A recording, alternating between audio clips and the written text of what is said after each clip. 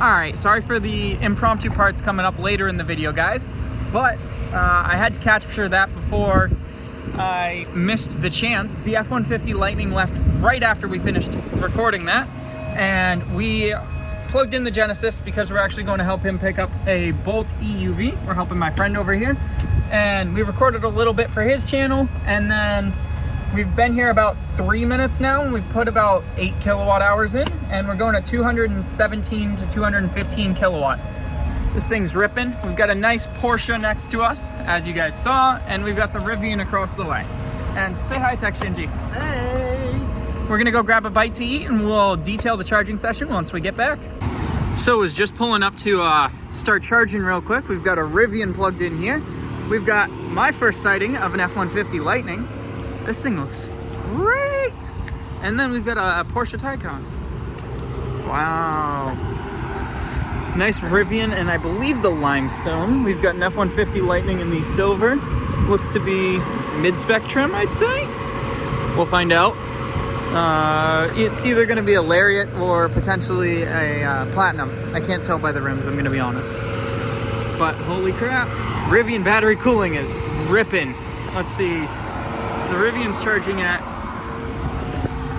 130 kilowatt at 50%.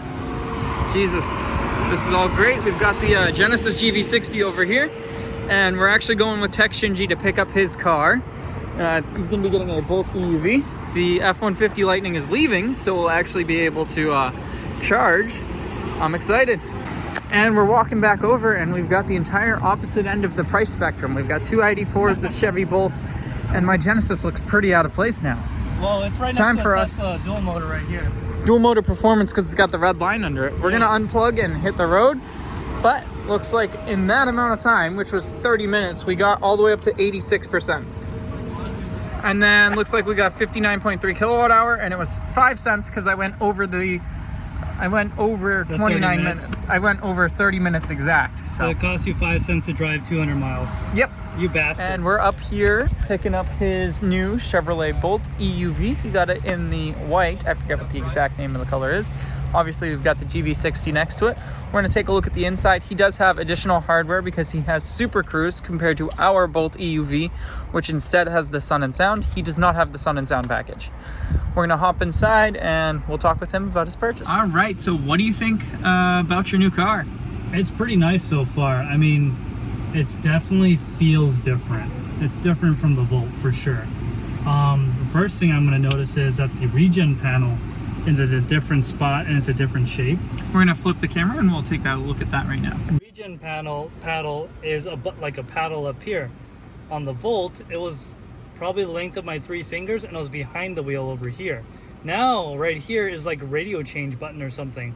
So I'm going to go for a regen on demand while I'm driving this. I'm going to change the radio on accident. Definitely will take a bit of getting used to. I do notice when I swap between the two vehicles, the Genesis and our Bolt EUV, that I miss having the multiple regen paddles like we do. Now your car has the Super Cruise hardware, and you do not have a sunroof. No, I do not. What was your reasoning behind that?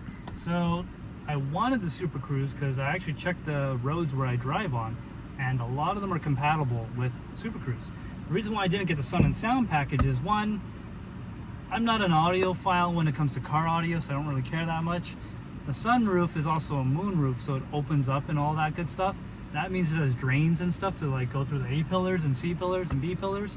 That means it's gonna leak one day, and I just didn't want all that hardware up there anyway.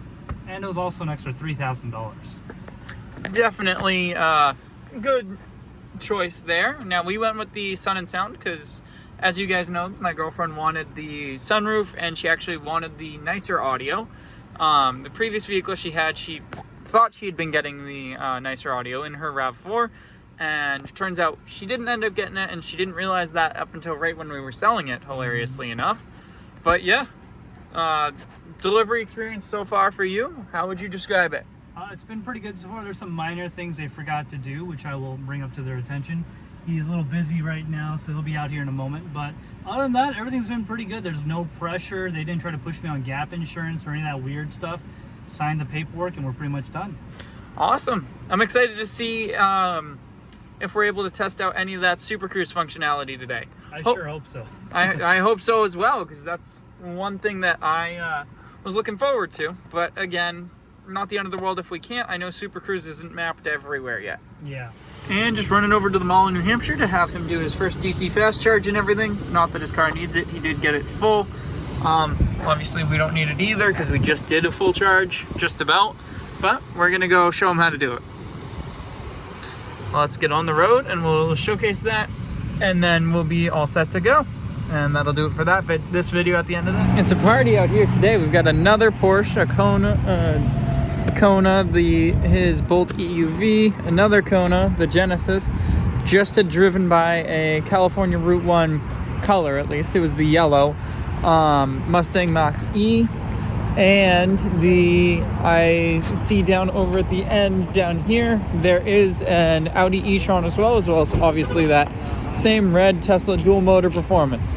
Let's help him get plugged in. All right, guys, we just got him plugged in and everything. He charged up a decent amount, and surprisingly enough, at 97%, it's still doing 20 kilowatt, which is pretty great.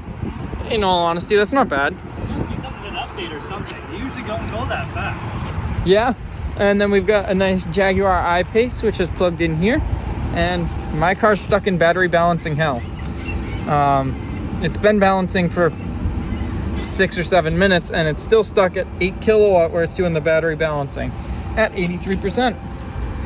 No idea what's going on. I started remote climate because I want climate, and we're probably going to unplug here in a minute or two if it doesn't finish up, and then we'll get on the road. Again, guys, thanks for tuning in to another episode of PCs and EVs. Make sure you guys like, comment, subscribe, and check out Tech Shinji's channel as well. Thanks for tuning in, guys. Have a good one.